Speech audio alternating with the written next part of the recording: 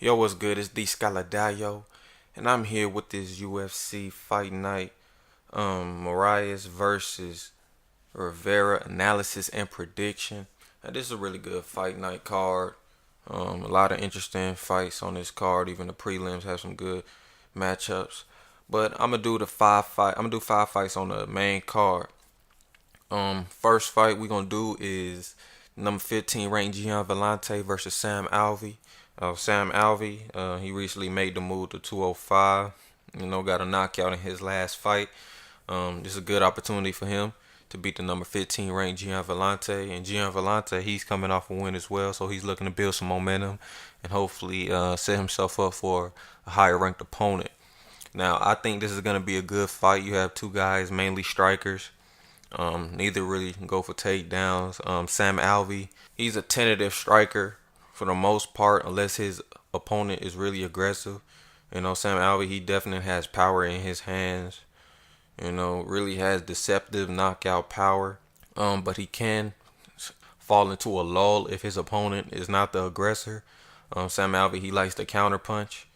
He doesn't really like to take the initiative, and a lot of his fights end up being boring because of it. But Gian Vellante is a complete opposite type of striker. He's very aggressive. He's gonna come forward and he's gonna try to knock you out. And sometimes that ends up with him getting knocked out. So it's gonna be a really good fight, and this fight is probably gonna end by KO.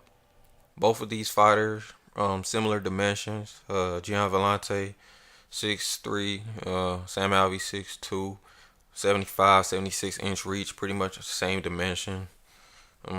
Yeah, I expect a really explosive fight in this one. Both have knockout power, so it's pretty much who lands that first shot. For my prediction with this fight, it's simple. I'm just gonna go with Gian Vellante. He has knockout ability, and I think his aggression will work in his favor. But Sam Alvey can knock him out. I think Sam Alvey probably has the better chin out of the two, but I think Gian Vellante, he's gonna be bigger. He's gonna be physically bigger. He's more of a natural 205 pounder.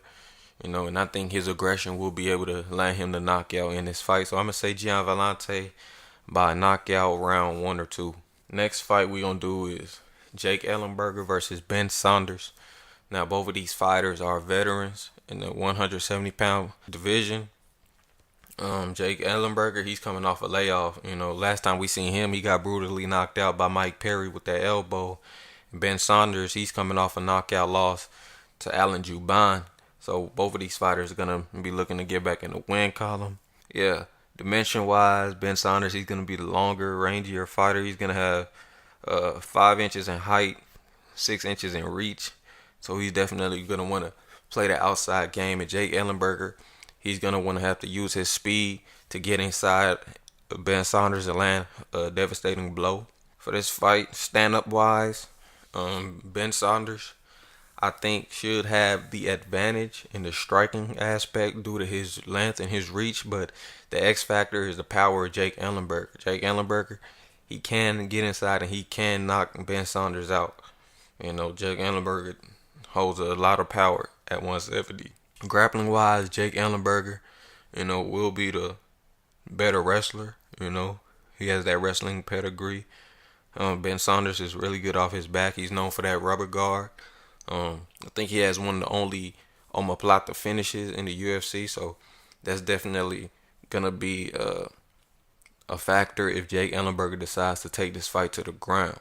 Yeah, Ben Saunders, he's gonna really have to play with his range in this fight. He can't be overly aggressive because Jake Ellenberger can hit him with a really hard counter and knock him out.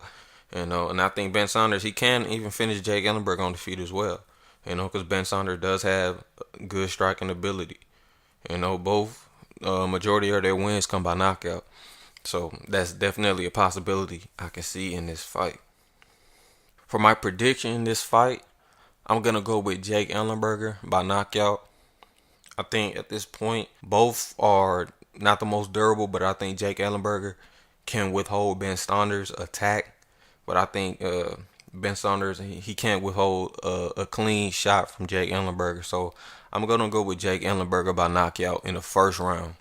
For the third fight, we got a heavyweight fight between Walt Harris and Daniel Spitz. Walt Harris, He's coming off I think a disqualification, in his last fight for hitting somebody after the ref momentarily stopped the fight. And Daniel Spitz, he's coming off a win himself. He's coming off a win against Anthony Hamilton, knocked Anthony Hamilton out in the first round. Both these guys are strikers. Walt Harris, he's been in UFC quite a while. I think he's definitely improved. From his first stint. His record is not really doesn't really indicate that. 10-7 overall. But I think he's at this. I think right now he's better than what his record suggests. I think he's come a long way with his technique, especially with his boxing. And Daniel Spitz, he's long. Daddy Long Legs, that's his nickname. He's a long, rangy fighter. He does have a submission game. 50% of his wins come by submission.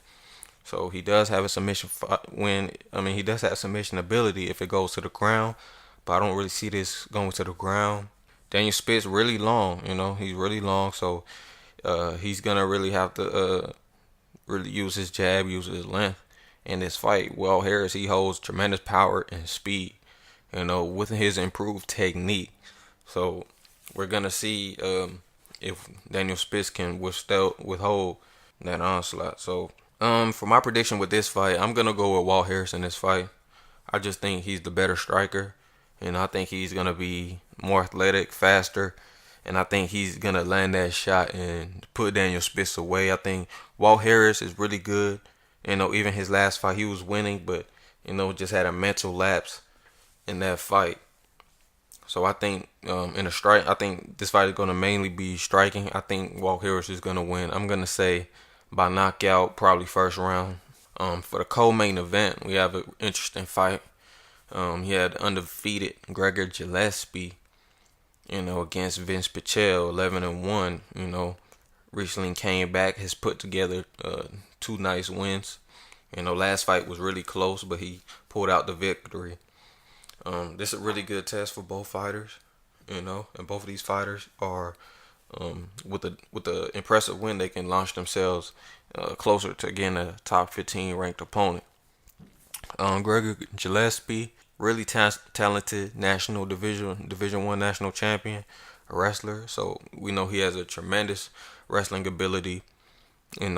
Becoming a well-rounded mixed martial artist. He's shown to have good ground and pound. And a good submission game as well. And he's ready and he's competent on the feet. Vince Pichel is mainly a striker. He holds tremendous power. He knocked out Damian Brown in his return. Yeah, he's a really good striker himself. Definitely has knockout power.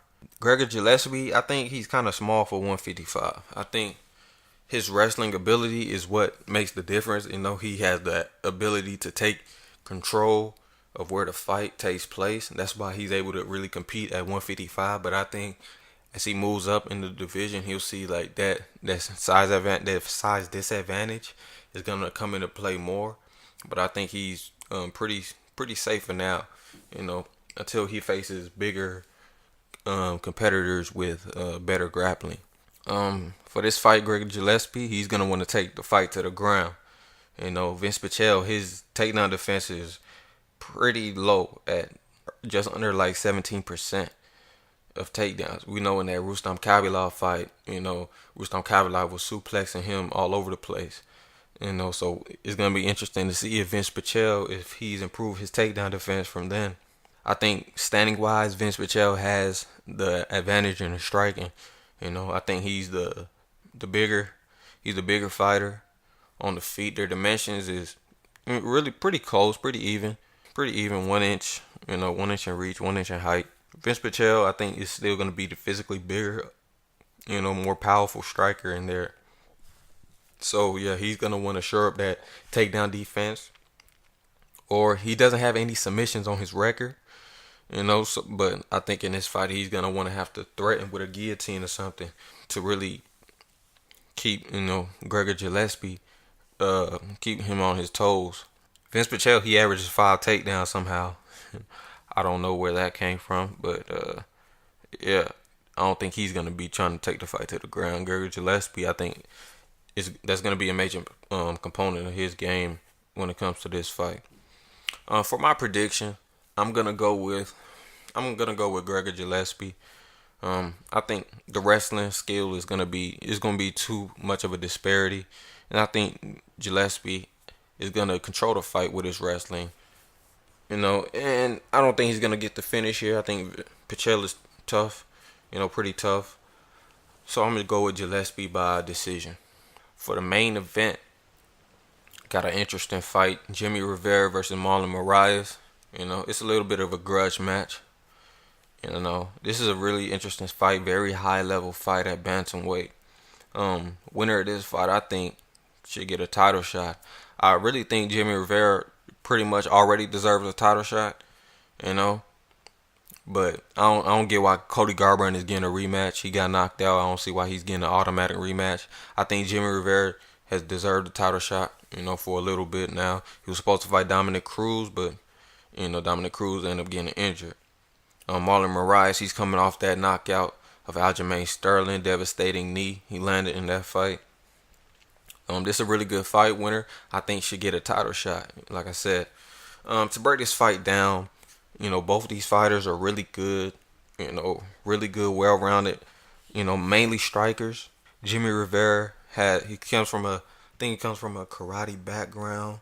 He has really good striking, even though his knockout percentage is not that high. He has power. He definitely has enough power to get your attention, but he doesn't have a lot of knockouts on his record.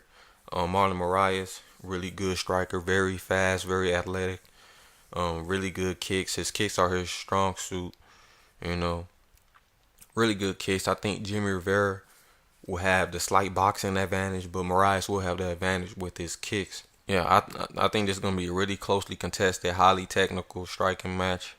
Jimmy Rivera has shown the ability to take the fight to the ground. He does have wrestling, and he does know how to mix it up really well as well. So I think we'll definitely see him go for a takedown in this fight. Just to switch things up. Marlon Moraes has a 60% takedown defense rate. That's pretty decent. I think it's going to be tested a little bit in this fight as well. For Marlon Moraes, he's going to want to keep this fight at range, use his kicks, and catch Jimmy Rivera coming in. Jimmy Rivera, very strong, very smart fighter, very high IQ fighter, So he'll definitely find a way to implement his game. Marlon Moraes, I think he's the better athlete. He's gonna be faster, I believe. Albeit slightly, I think he's gonna have that slight athletic advantage in this fight. Both fighters, both fighters can be hit. Jimmy Rivera, he's been dropped in fights before, but he has great recovery ability, and he's very tough. Both of these fighters are very tough, so I expect a really highly contested, very highly skilled, highly technical fight in this main event. But for my prediction, I am going to go with Marlon Moraes in this fight.